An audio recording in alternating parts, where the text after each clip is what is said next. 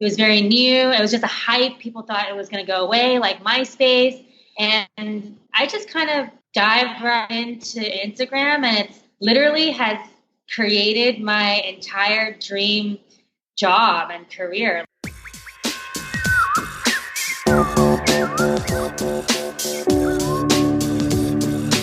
My name is Peter Sumpton, and you're listening to the Marketing Study Lab podcast, the podcast that gives you actionable marketing knowledge, getting you and your marketing in the best possible shape to be the driving force of your business for long-term success. From strategy and tactics to practical application, we've got it all covered. If you'd like to support the show, it'd be fantastic if you could leave a 5-star Apple Podcast review or get in touch. Especially if you have a burning marketing question, I'd love to chat it through with you. Email me, peter@marketingstudylab.co.uk. Or you can find me on LinkedIn. There's a link in the show notes if you can't be bothered searching on LinkedIn. So what are we going to learn, and who's on Marketing Study Lab today?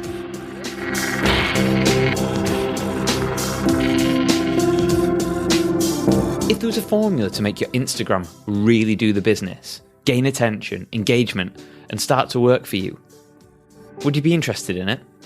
Well, our guest this week, Dot Lung, the mother of social dragons, and if you haven't guessed by the title, a huge Game of Thrones fan, has that formula. This dragon theme can be seen throughout all Dot does. Think complete integration and on-brand across all channels. There is a serious side behind the dragons, eggs, and mythical connotations, because Dot is leading the field in her work on social media.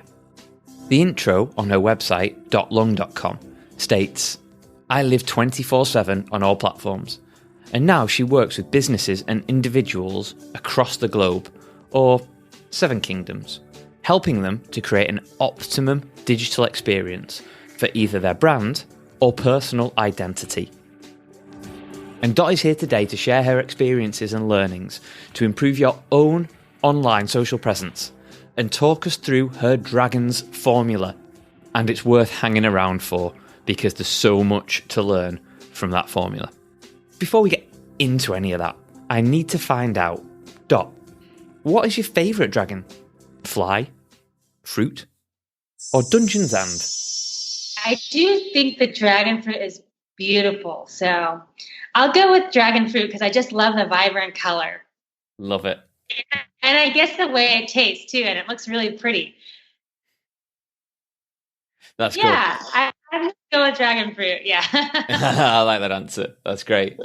Okay, let's get a bit more serious then. And what's your story? What brings you to this point in your career?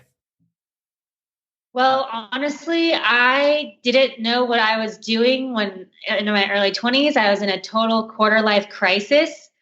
I was, in and out of different jobs. I was trying to find myself. And all I knew is that after working in the medical sales industry, I needed to really find a creative outlet and somehow, have a career in media and creativity and being where the action is.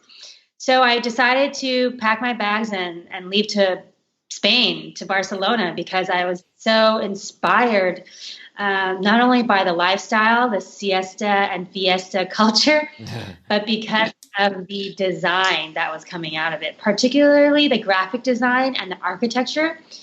Just really grabbed my attention, and I just wanted to be at the heart of where all the amazing creativity and ideas in the digital world were coming from. So literally, I just moved there at 25. I, had ended a bad relationship, really toxic relationship, and I wanted to start over. I wanted to, really figure out what I was going to do for my career. And, 9 months later, I was offered to be a social media intern from a professor of mine at the OFF Festival in Barcelona, because he was like, "Hey, you seem like you really love, posting on Facebook, and you're always on Instagram. Like, why don't you help me out with our Instagram? Because, we don't know what we're doing." So I literally started an Instagram account for this design festival. It was my dream job. Like it was literally, I was like, wow, this is so cool. I get to work with all these amazing creatives. I'm sharing such amazing content. And, I've created the voice, the personality, and, the day-to-day hashtag style, the tone of voice. And it was really interesting. That was my first experience of literally social media marketing and branding for a company, for a brand. And that's where it all started for me. It literally started in Barcelona with Off Festival. And from there, I went to every other festival in Europe, traveling the world. Now I've spoken in like over 15 different countries and teaching workshops all over the world on, how to launch social media and create amazing content for all the different platforms. So I never expected any of this. I literally, when I went to college, it wasn't even, social media manager was not even a job title. Yeah. They never had a course on digital marketing at my school. I mean, maybe it was just, I did a digital media minor at the University of California, Irvine, but that was like, 2 classes where we learned about, the human interaction design, and it was very basic. It was more like a history and theory of how we've become, but nobody was talking about marketing on Facebook or on Instagram in 2010. I mean, not nobody, but it was very new. It was just a hype. People thought it was going to go away, like MySpace. And yeah, I just kind of dive right into Instagram, and has created my entire dream job and career. Like, I made it up on the fly, to be honest. So yeah, that's kind of how it all started. It started with not knowing what the F I wanted to do. And then I just kind of did what I wanted, and it became a job. Wow. That's amazing. So you did that, for where you were, and then you started traveling the world. If you were to explain what you did now, how would you explain it to somebody? If I wanted to explain what I do now, I would say there's 2 things. I do many things, but the main reason why people, seek my expertise is because they want to launch a product, or they want to create a brand, or they have a mission or a message that they want to spread via the social networks. So I work with many events. I work with different products, digital products that are getting launched. I also work on, human rights campaigns. Wherever it may be, it has to have a really strong message that I also believe in and that I want to help promote.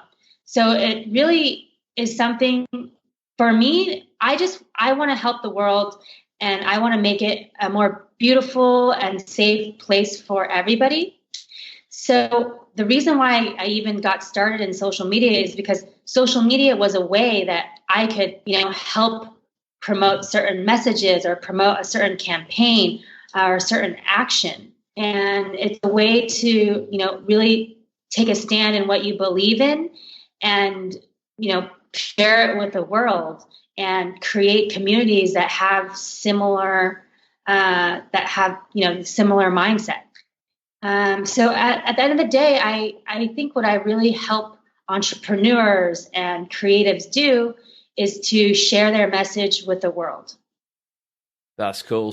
So it leads me nicely onto my next question, really, that I think it was last year you made a statement about personal branding and reputation. And so do you think, taking a step back to like the younger generation, do you think we, or possibly all of us, do you think we need to be more educated around how our online presence can affect how we are perceived in real life? in general, it always helps if you self-educate yourself on any topic. It doesn't have to be, personal branding, but if we're speaking about digital branding and personal branding, I think when, MySpace and Facebook and these social networking apps first started, we weren't really thinking about, how this was going to, possibly roll into your future career and personal brand and digital footprint online. I mean, not all of us were thinking that. I think I really did.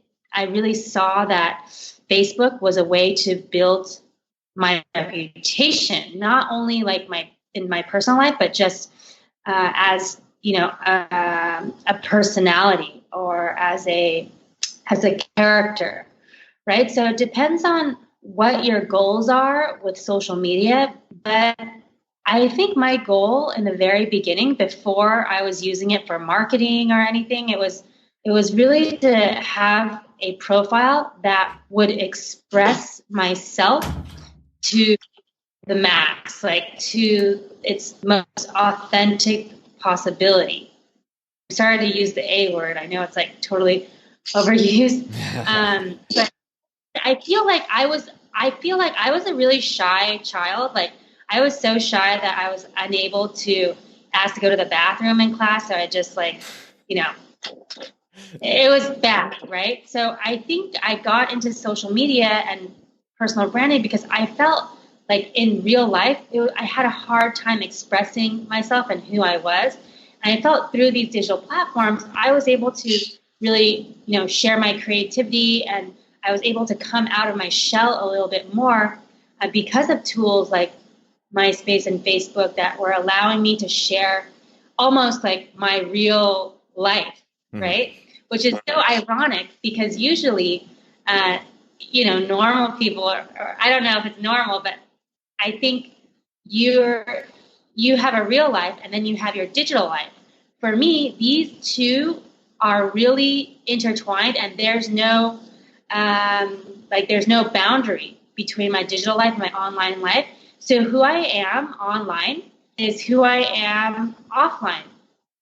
Unlike possibly many people that are trying to either pretend that they're someone they're not, maybe they aren't authentic as their profile is. And this is not just about, your professional LinkedIn profile. This is your personal profile on Facebook or on Tinder, whatever it may be. And at the end of the day, it comes to how authentic are you really portraying yourself? Are you really who you say you are? And I think that's what personal branding is about. And you can, change the public perception. And that's what marketing and branding is that you can change, the perception with certain expertise, I guess. Yeah. Sure. So it must be. I don't know if that answered your question or not, but so I think it does, because the one thing you mentioned there is that you really need to match your online with your offline. And I was just thinking that it must be so tiring if your online perception is totally different to what you are like in real life, remembering which type of person you are. Absolutely. And that is one of the key ways to actually be successful on social media, is to be your true authentic self. Because if you fake it till you make it, there's no longevity. You're not going to be, it's a marathon, not a sprint. So, so the more that you can stay true to who you really are and share your real opinions, the more of your tribe will follow you. Because at the end of the day, hashtag your tribe, your vibe attracts your tribe, right? So these are the people that you're going to attract. So if you're being fake, you're going to attract the wrong type of people that you weren't trying to attract in the first place, right? You want to attract Yeah. So it really depends on your strategy because, sure, if you want to fake it till you make it, go right ahead. I have no problem with that because uh, maybe there's a different audience that they want to attract. So, I mean, with advertising agencies, we create different personas or different fake influencers because it goes to show you that you're able to attract whatever you put out there. So, Hmm. yeah, you attract what you are. So, Absolutely. about that is. So one thing I want to discuss today more specifically is Instagram. For those well, believe it or not, this is the 99th episode, and we haven't really mentioned Instagram for a marketing podcast. That's unreal, but I'd like to focus on that today. So for those that are fairly new to the platform, and there will be people out there, can you just explain the basics of what Instagram's good at and what it is? Well, Instagram is a visual mobile platform that Facebook bought for $1 billion freaking dollars. So it's something that is really important in their product, in their family of apps or their family of products, because actually it has the highest number of millennials, active millennials using this platform. I think I don't want to be mistaken, so you can Google this later, but I think there are now like 1.2 billion users on Instagram. Actually, Zuckerberg just announced they're 2.9 billion on Facebook. So I'm wondering how many are on Instagram. So I guess you can edit this and we can put that number in there. But there's over 1 billion people on Instagram, and before TikTok, it was the fastest growing social media network because of its visual nature. Okay. Also, it's a platform. If you're an e-commerce store, this is where you can really explode. For any people that have online store or an online shop, this is where you can leverage different influencers and really showcase your product in a beautifully aesthetic way. And it's a great place to like really network with and find people that are interested in the same things as you, because you see, when you look at someone's Instagram profile, you can know exactly within less than 3 seconds who they are, what they're about, and how they can, serve you, or how, if you connect with them or not, just through their visual content. So it's a really powerful tool, especially for creatives as well, designers, illustrators, animators, to share with the world what they're working on and what they're creating. So it's creatives and designers are addicted to Instagram, but also shopaholics as well, because all their favorite influencers are on there. And yeah, I don't know about you, but I spend a lot of time on Instagram because it's one of the main platforms that I get hired to build and work on. So at this point, I think I've probably created, I don't know, nearly 50 Instagram accounts. Not all of them successful, but what I've learned over the years is you get what you put into it. So if you want to be successful on Instagram and you want your own community and your following, then you have to put in the time.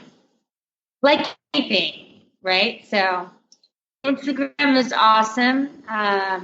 You really have virality factor for content that's really going to resonate with your community. So if you have a niche community, most likely it exists on Instagram, and you should be there. Okay, so like you said, there's over 1 billion, and I'll put the actual number in the show notes. Whatever it is, whether we're right or wrong, it's around that. It's a lot of people. So there's over 1 billion it's more than the population of China. I mean, yeah. So I do some tutoring, and when I do an intro to any kind of digital workshop that we're doing, I always put this graph up and it shows where all the social platforms are in relation to the population of countries. And it's so interesting to see it on a chart that, Facebook and Instagram are up there, and then you've got China and lower down like the UK and all that. It's so interesting. Yeah, totally. So because it's one of the biggest platforms, you're competing with a lot of noise. So how do you stand out? Is it copy, image, video, or is it, like you said, finding your niche and just simply being brilliant on there? Well, this is a very layered question, because there's not one way to succeed on Instagram. At the end of the day, the point of these social media communication tools is to really build a meaningful relationship and a meaningful connection. Okay, it's all about human to human connection. So if that's not one of your priorities, I'm sorry to say, you won't be successful on Instagram. If you just want to, make a sale or generate business from there, it can be very, very beneficial, and you can, do a lot of business with Instagram. But you have to build the community and build the human connection first, right? So, and I believe I'm an authority to say this, because just last week I literally made one Instagram post, and I generated $40,000 from one post. Wow! From somebody that was following me only for a few months, and then she sent me to a referral. Because she knew exactly what I did, that I worked in creativity and that I love design. So she sent business right to me, and I, signed a very high ticket client, a 6-month project for $40K. Okay. So that's not, I'm assuming that's not, a normal thing, because even when I was like, oh, this is awesome. But to tell you the truth, stuff like that happens to me a lot and often. That's how I've, grown my business. And, I've been working independently for 8 years now. And I literally started with nothing or negative, and just building these one-to-one connections, making real human connections with people that you have common interests with. So that's kind of how I, networked off and online, but particularly on Instagram, really diving into the DMs and learning about who your audience is. So this is really going to build, the dialogue. You have to open up dialogue. So I have these, I don't know if this is the right time to dive into it, but I have basically the 6 pillars of Instagram success. Okay, so I think what we'll do, we'll come on to that a little bit later on. There's just a couple more questions that I want to get through and then finish on that, if that's okay. Absolutely. Cool. So one thing that really interests me is you travel a lot. or as we were speaking about previously before we started recording this, you've sort of settled down a bit, but take the last year, 2-3 years, you've traveled a lot. But how do you maintain that consistency, the quality of your posts and your interactions while you're traveling? Well, I have to be frank with you, and I don't think I'm as consistent as I can be with my personal account. But honestly, for my clients, I have a team, and you cannot miss a post. And that's the other secret to Instagram, is that you have to have consistency. You can't, if you can post meaningful, valuable content every day. My role here is, I help other businesses. So when I barely have time to work on my business. This is, the curse of the solopreneur. So I'm also in growing pains. I'd like to work on my business more, but at this moment in time, I'm a consultant. I do social media management for many different brands. So I have a team that makes it happen. So I guess when I'm traveling on the road, and if I am creating my own content, I'm actually creating content live, right? So that's how I keep the consistency in my stories, because I'm giving you the raw and the real content. I'm not, faking anything. Everything that I'm posting is in real time, and you can see the behind the scenes of where I'm going, what I'm doing, which conference I'm at, where, who are the people I'm with. And that's how I keep it consistent, because I'm posting, consciously right away. If it's something I want to share, I post it immediately onto Instagram stories. For the Instagram wall, is more of like polished content that when I have time, they're more like microblog posts. So I actually need more time to think about it and write about it. And it takes longer to create these, 10 slider carousel posts. And so that also, this is my personal way of doing it, which is not necessarily the correct way. But yeah, anything that's raw and real goes onto stories. Anything that goes onto Instagram feed and wall should be programmed. Okay, not programmed, but I mean, you should have a content calendar, which I teach in my course, how to actually, use Google Sheets and create a content calendar for your Instagram account, so that you are staying consistent and you have, what you want to talk about ready to go a month in advance, literally a month in advance. Okay. For my clients, we do things, we plan out the skeleton and post 3 months in advance. Okay. Wow. So yeah, you can, for yourself, try to plan out what you want to be talking about in a month. And you can literally create all of that content in like, one full day of work, what your month of content is going to be. So it's up to you. I'm probably shouldn't tell anyone this, but I'm pretty much on the fly. So, which is not good for growth. Okay. I would like to grow my account, but I have so much business that I can't even take on any more clients right now. So if you are trying to grow, you need to be posting high quality and as high volume as possible. Okay.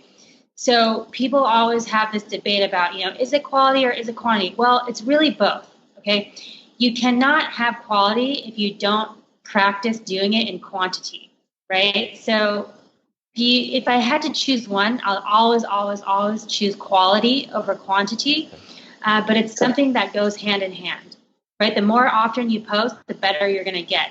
The more times that you post, the higher frequency, the more opportunities you will be seen by people in your feed or by the community. So it's at the end of the day, you decide on how consistent you're able to be. I know I can, maybe promise one post a week on my wall. I try to do a story every day, but on my Instagram feed, I can commit to, one post a week. So that's 4 posts a month that I can already plan out and prepare in advance on my calendar. That's cool. So it seems like preparation is pretty key, but also maintaining that quality. And I swear there is more than one of you, because you're everywhere. Every time you're in a different city or even a different country, there's got to be more than one of you.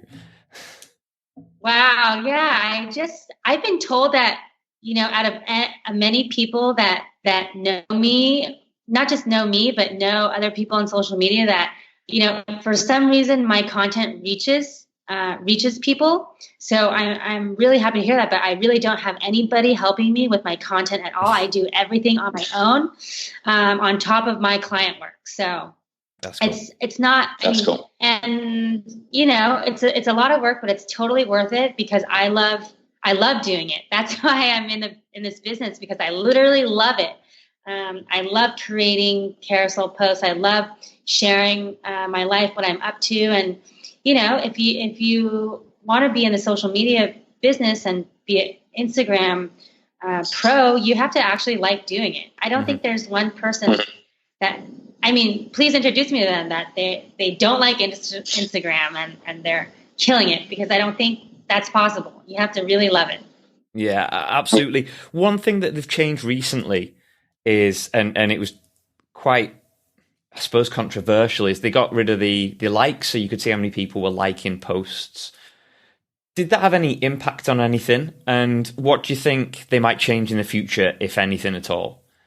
So I guess what I want to say is Instagram removed the likes intentionally for their users, because they understand that social media should not be about vanity metrics. It should not be about how many likes your post is getting.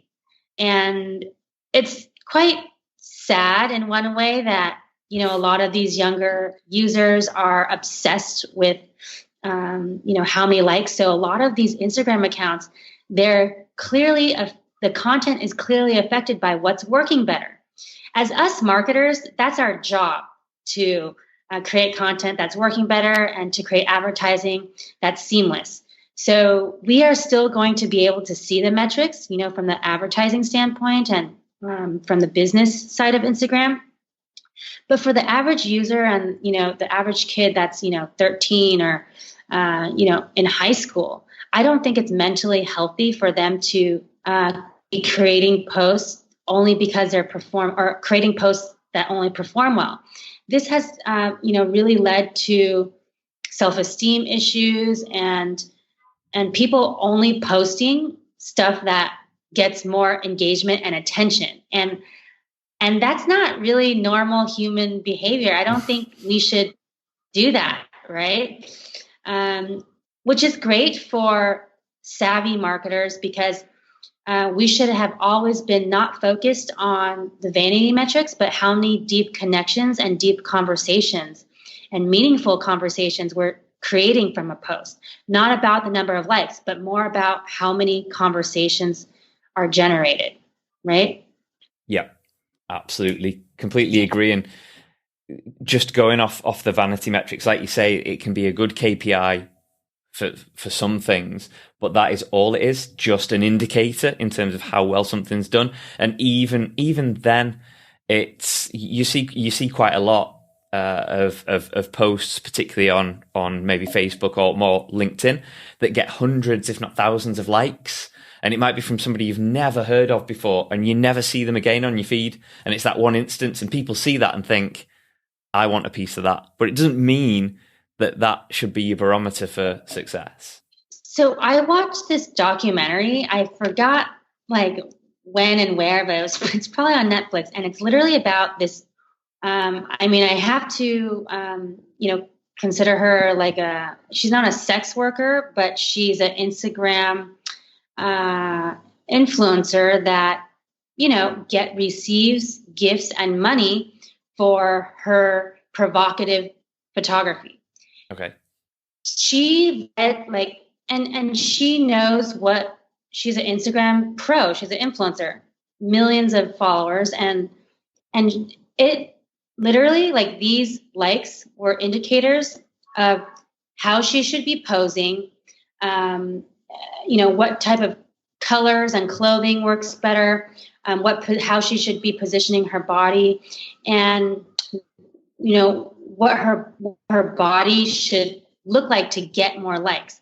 So it led to her getting complete reconstructive surgery on her body, and it was just frightening what these metrics can do. So that's a severe example of someone changing their entire body to make more money, because more money was correlated with more likes at the time. Now it will not be. But yeah, it's I'm sure there's other cases of this, but that just came into mind, when we're discussing the validity of. So that is an extreme case. But having said that, if you take the surgery or put the surgery to one side, I wouldn't say that's uncommon for people to change their perception or what they post or how they post to get those likes or that engagement, if you like, that isn't necessarily a positive thing. No, it's not a positive thing, and that's why they removed it. Yeah, absolutely. So speaking of positive, you're known as the mother of social dragons, which is an amazing title. Love it. And you you alluded to the fact that you have this formula for being successful and social. Do you want to just talk us through that? Because I think the audience will find that really powerful. So I created a formula called the Dragons Formula for Social Media Growth. And these are 6 crucial elements that your content must have if you're optimizing it for visibility and growth, right? So it's called the Dragons Formula. Dragons Formula because each letter it's an acronym for one of the elements in the formula. So the letter D is for dialogue. Okay. Now more than ever, since the likes Instagram has taken away the likes, but even before, the reason why we're all on social media is to actually have a dialogue and to create a human-to-human conversations, not human-to-bot conversation. So if you can master the art of conversation, you will see huge success because the more comments and conversations that are happening on your post, the more organic visibility you will get. So more dialogue literally correlates with more reach, okay? More reach and more visibility. The next letter is the letter R for relatability, okay? Relatability is all about creating an emotion to engage and hook your audience, okay? Why is it so important to create relatable content? Well, relatability is directly correlated with likability. So if you are striving for those likes and you want people to like your content, make it relatable. How do you make relatable content? Use storytelling. Okay, so there are many ways to do storytelling. You choose the way that you are good at. Okay, so relatability creates likability, and likability increases your relevancy score.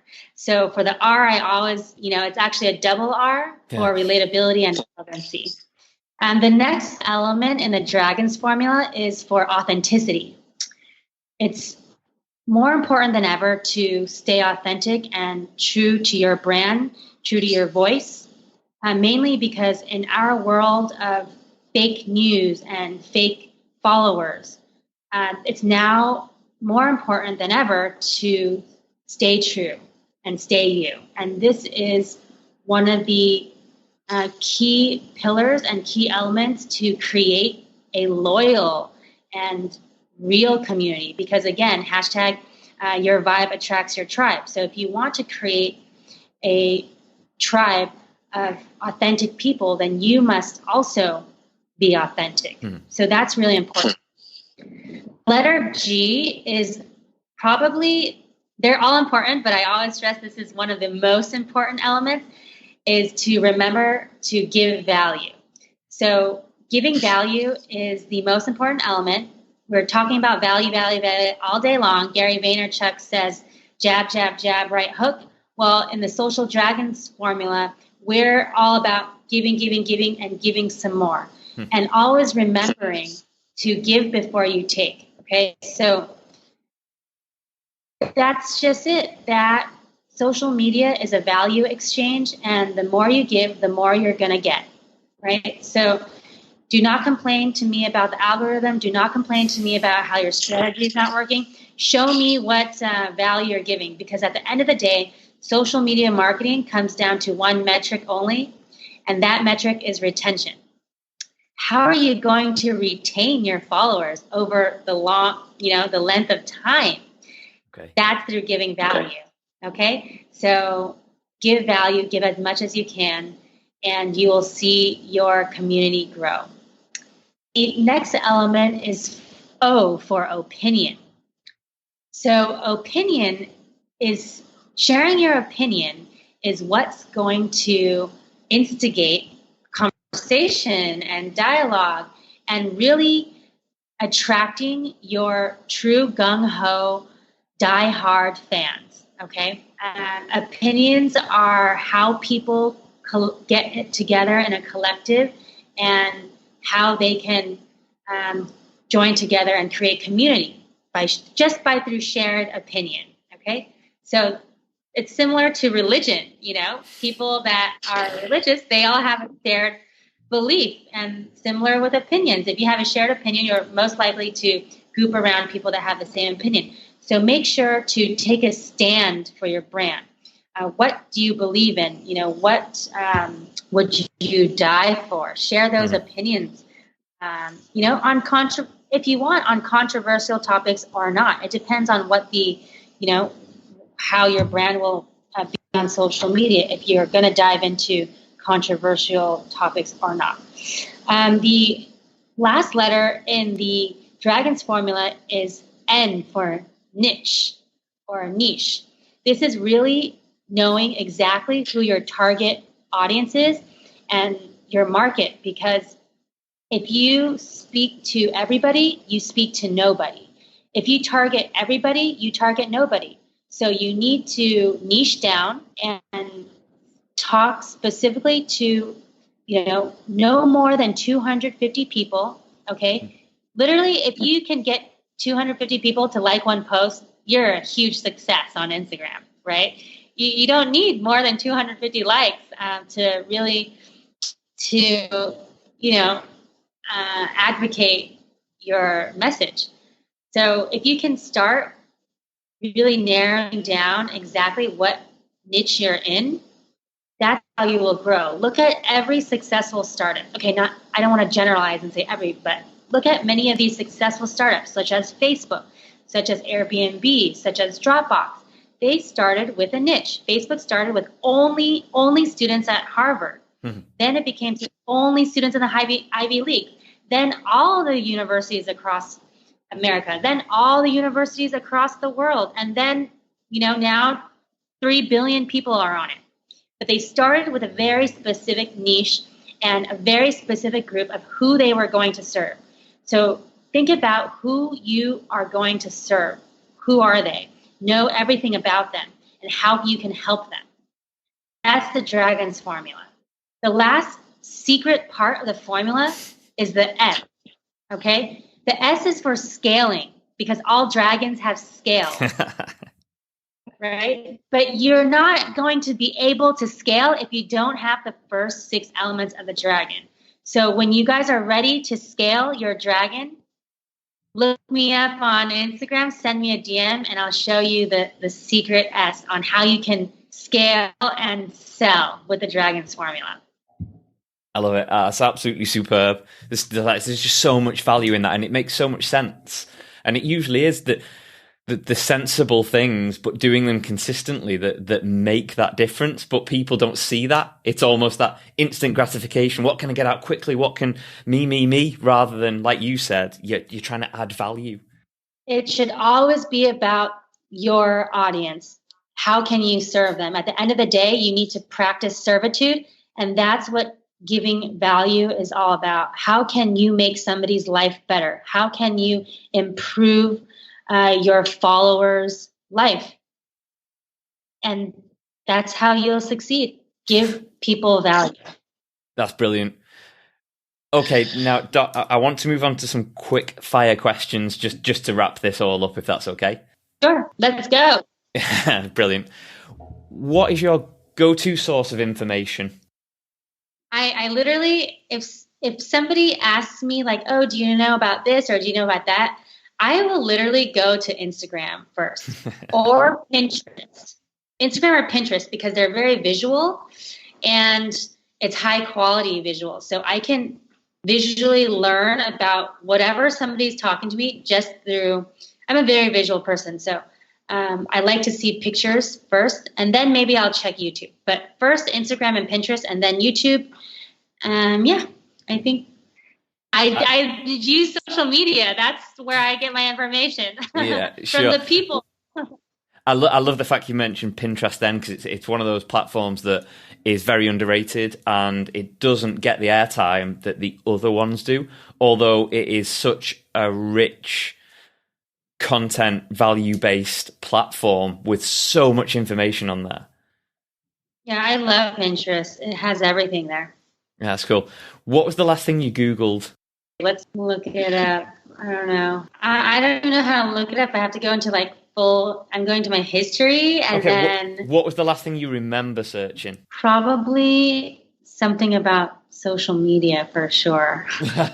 Brilliant. That is so on brand. No, I mean, I'm honest. That's for sure what it was about. Oh, I searched millennial buyer personas. Yes, there you go. Brilliant. I love it. Always working. Always working.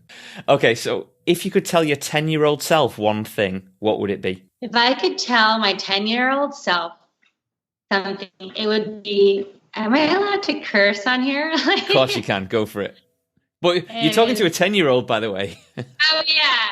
I guess I heard worse at 10. So I think I would say, this is literally what I would say to myself, at 10 or at any age, I think, is fuck everyone else, fuck what anyone else thinks, and you do you. Just do you, and everything is going to work out. I love that. That's amazing. So, final, I'm glad that was almost the final serious question, if you like. Final two questions, most important ones, though.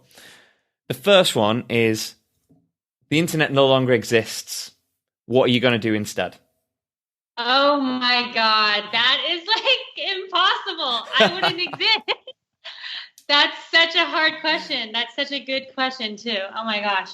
If the internet didn't exist, I wouldn't have a career. But I think, you know what? I would still be in the same business, which is connecting humans. I love what I learned in the last 8 years is that not only do I love what I do, which is connecting with people online, I love doing that offline. So for me, this is super tacky or super dorky, but my name is Dot. And I'm all about connecting the dots with people, with creativity, with things. And so no matter what, I'll always be, in without the internet, in the offline real world, I would be doing the same exact thing. I'm always about making connections and meeting new people, connecting people together. I love that. I love doing that. And I think that's why I love social media so much, because it's kind of doing that on steroids with the whole world, with 3 billion people just on Facebook. Right at your fingertips. That's cool. And that leads me on to my final, most important question. If people want to find out more about you and what you do and your amazing skills and talents and how you're using social platforms to get the best out of people, where should they go? So I have a website that I launched finally 2 years ago. I've been in business for 8 years. I never had a website. So I'd love for you to check out my website. We won 10 awards worldwide for design and UX. So it's .lung, my name, DOTLUNG.com, DOTLUNG.com. And from there, you can contact me on all my favorite social media channels. So I'm on Instagram at .lung, Facebook at .lung, LinkedIn at .lung, whatever it is. I've been the first to always get my name. So it's consistently on every social media channel out there possible. So hope to see you there. Love it, Dot. Thank you so much for your time. It's been fascinating. Really enjoyed it. Thank you. Thank you so much. I really enjoyed, chatting with you, and I hope we can do it again soon.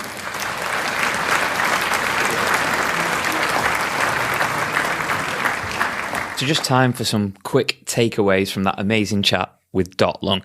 Thanks again, Dot, for joining us. It was an absolute pleasure. So the first takeaway is quite simply what Dot said, and that your vibe attracts your tribe. And this is all about being authentic to who you are and telling this to the world in a way that resonates to those that will be attracted to what you have to offer.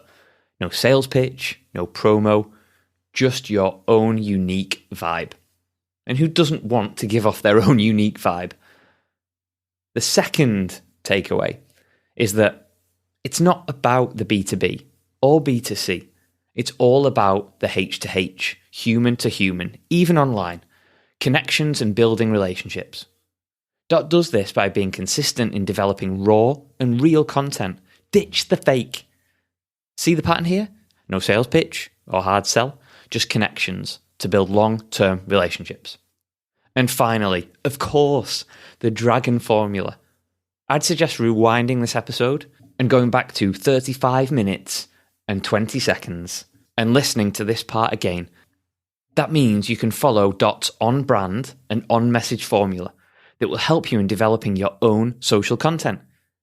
Even just following a fraction of this formula will change your social skills for the good.